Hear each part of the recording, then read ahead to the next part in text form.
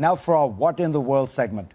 The world has welcomed another batch of Nobel laureates for accomplishments in the sciences, literature, and global peace. But there is another prize, perhaps just as important, for which there was no winner. I'm talking about the Ibrahim Prize, established by the Sudanese billionaire Mo Ibrahim. The criteria for winning are listed publicly on the prize website. You need to be a democratically elected African head of state who has left office in the last 3 years and demonstrated excellent leadership. If you meet the criteria, you get a $5 million award plus an annual pension of $200,000 that kicks in after a decade. The point, of course, is to provide a financial incentive for African leaders to shun corruption. And yet, for the fourth time in its 7-year history, the awards committee was unable to find a winner from any of Africa's 50-plus countries. Bravo to the Ibrahim Prize for holding high standards, even if that means no grand ceremony. So what happened? Well, for starters, presidents and prime ministers need to actually step down. Africa's leaders are locked in a marathon to see who can reign longest. The leaders of Equatorial Guinea and Angola have been in power for 34 years. Zimbabwe and Cameroon have had the same men in charge for 33 and 30 years, respectively. These and a number of other African states are nominal democracies, but they are essentially run by dictators. Elections, if they're held at all, tend to be a sham, pockmarked by intimidation, fraud, and violence. A number of indicators highlight the region's crisis of governance. On Freedom House's global map of freedom, Africa is the region with the highest number of countries listed not free.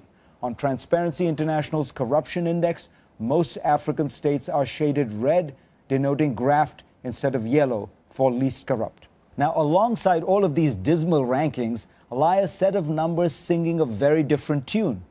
6 of the world's 10 fastest growing economies from 2001 to 2010 were African.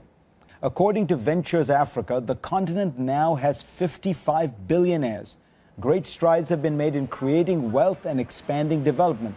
There have been advances in education, healthcare, and poverty alleviation. So, despite all of these gains, why is Africa so far behind on good governance? There are, of course, a number of decades-old factors at play, but one of them is new, and it strikes me as an interesting one to highlight: China.